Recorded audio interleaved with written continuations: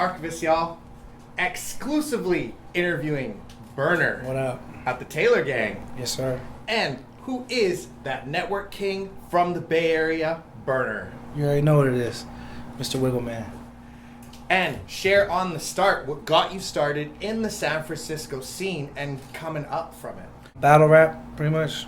Just kind of fucking around with it. Used to hit little coffee shops and shit and fuck around. So that's pretty much what put me in it. And just from there, kind of just kept pushing. And some moments that you have witnessed with the legends out the Bay. We'd love to know all about it. Man, I think the probably biggest moment would be the Bay Area All-Star Tour. When they put a bunch of us on a motherfucking bus and put us all around the place. That was probably the craziest turned up shit that I've seen. Drew Down was on that, Yuck Mouth, the Jacka, FedEx, Lee Majors, a couple other people. That tour was turned up. A lot of legends, legendary shit happened. I can't really get too much into it.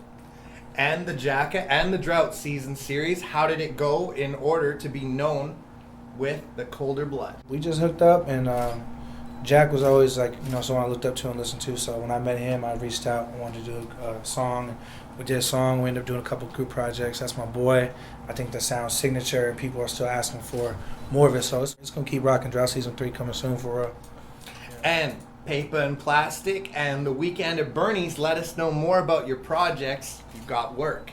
Yeah, man. I got about 10 albums out, independent, and that shit's just a good hustle. Like, you really can make money off independent music if you know what you're doing. If you own your own label, you got your iTunes cracking and physicals. I can't remember all my projects, but they're all on iTunes. So if you just heard about me, go check out the old shit because it's all super dope. And the most units you've sold on your largest? I think it's 23,000. It's good, times 6.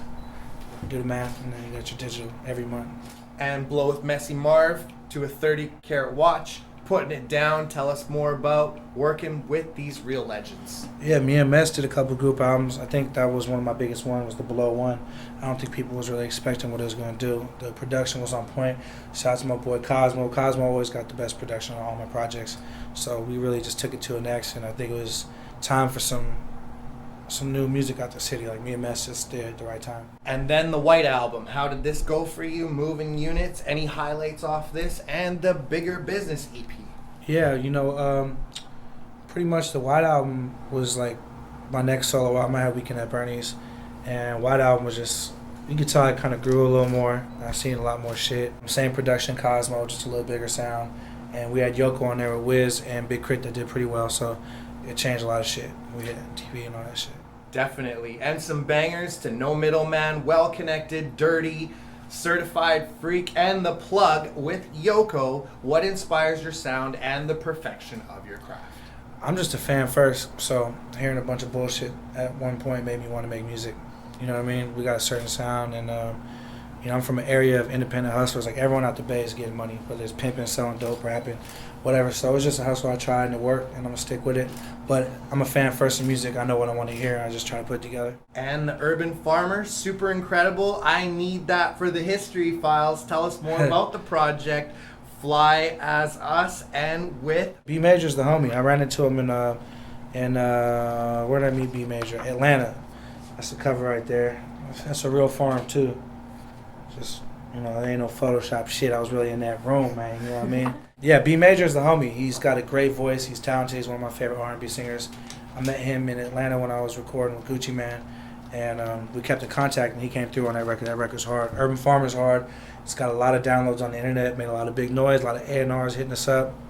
Shout out to Cosmo again for that. He did a lot of production on there, too. Yeah, that's how I heard about you a couple weeks back, and I was just like, amazing, and I was actually surprised. I was just like, hope he gets through Canada so he can tear it up, Yeah, fuck yeah, I'm here. And any street stories, any advice you want to give to everyone, and being part of the Taylor Gang, it's all about dope money, hoe money. Man, being on the streets is nothing really that's ever fun, but some people got to do it to get by. And just remember, if you are playing and dipping and dabbing in that kind of lifestyle, shit don't last forever. So do something with your money that makes sense, because if you just keep rocking with it, it's going to be bad soon. That shit is only temporary. So, get your education. If you're going to hustle for something bigger than just hustling. If you're just going to be hustling, your ass going to be in motherfucking jail, man. And the best Bay Area memory you've been part of or contributed to? Girl Scout cookies. And the largest crowd that you've ever rocked?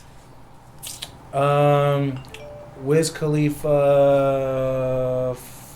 Summer Jam. He let me rock Summer Jam with him in Oakland, and it was dope because it was huge. It was fucking huge. It's 20-something thousand people in that motherfucker. So, yeah. And then getting put down with Taylor Gang. How did that happen? Let us know. God, that's my brother, man. Wiz turned up. He's got all of us in a great position, and we're working well together. And you're already seeing the projects: Urban Farmer, Gangland, Atlanta Fornication. Everything's coming together the way it's supposed to. It's just gonna keep getting bigger and bigger. 2050 tour has been great. It's just the beginning. Any highlights from it so far? Harlem World. That's how we do it. Look into it, man. You'll hear about Harlem World. It's a legendary bus, man. A lot of shit happens. We seem to feel like because we're on Harlem World, whatever we're doing won't affect us in the future. But we got to remember, we are in reality. Harlem World is just a bus, man. It's just a bus. That's right. And you got anything to say to Canada? I fucking love the women here, for real. Canadian women are amazing. Next time I come through, please have some really good OG for me, like that good, stick to your finger OG. But Canadian women, I love you. I might come out here. I might have a baby out here. I don't know. For sure. Definitely popping off. And you got any shouts? Man, shout out to everyone in Canada. I love Canada. I'll be moving here if Romney wins at some point because it's all about Obama and Democratic, party, man. We activists too. We ain't just weed smokers. Get it right. We about this motherfucking liberal lifestyle. So Canada, I might be a neighbor soon. If Romney wins, I'm about to convince my baby mama to move out here with my kid, and I'm out this motherfucker for whole life. Definitely. Shit, we turning up. Taylor Gang, Wiz, the whole group, 2050. And shouts to the Taylor Gang. And this is the Archivist, and you already know the name, y'all. You already know what it is. Archivist, man. Good shit. Let the people know we turning up in Vancouver. Trippy. We're gonna wild out tonight, man. I'm out this bitch.